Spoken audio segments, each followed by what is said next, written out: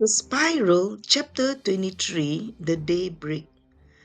Gora was in such a temper that he squashed the heads of two baby wolves. Their whimpering reminded him of the defeat. His plan to use his son was foiled as well. Takira was nowhere to be found. He had put out a notice with a big reward in search of them, but there was no trace of them. It was as if a whirlwind had taken them to another place or another world. Yet somehow his senses told him they were around. He had eyes, but he could not see. Something or someone was covering them very well.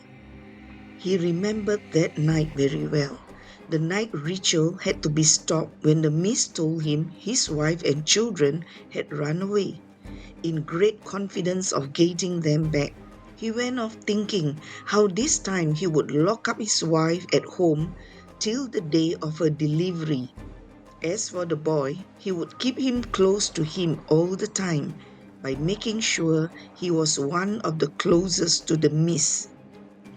What happened that night still baffled him. He was already so close to them. In fact, the wolves were in hot pursuit as they caught her scent. Midway, Luta stopped them. She told him which way Dakira went to.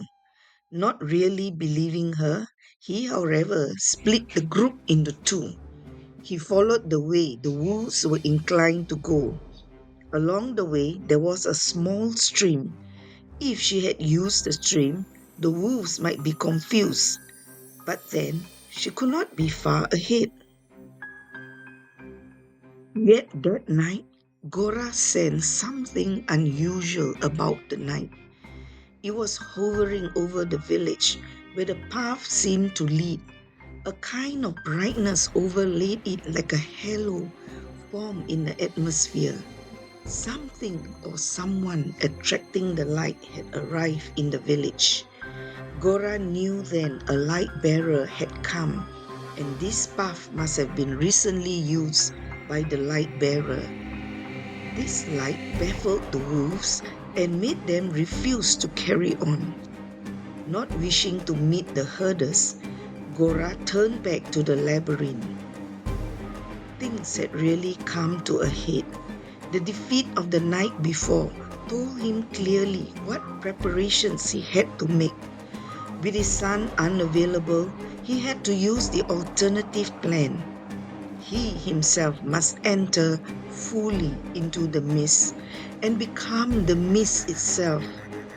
There was always a little of the earthman that he had kept back from the mist. It was the love of his mother and father which made him hold on to that little spot. As a baby, he was always weak. As a premature baby, his mother and father took complete care of him. But at one point, he fell so ill that his parents despaired of restoring him back to health. One day, a man came from the hills and offered his services.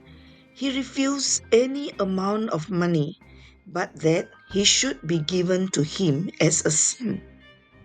His parents agreed, but on one condition, which was that he would only go to stay with him when he could walk and talk. His parents tried to delay the time by not allowing him to walk.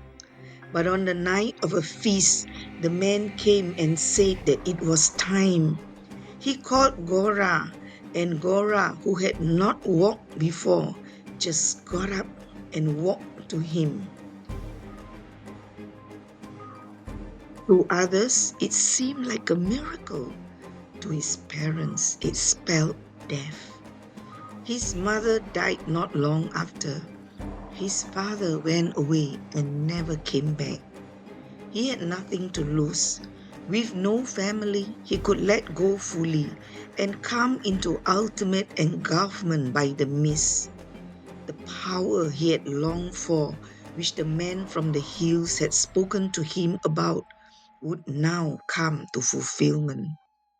He had been waiting for his father to come and see him while he was a boy.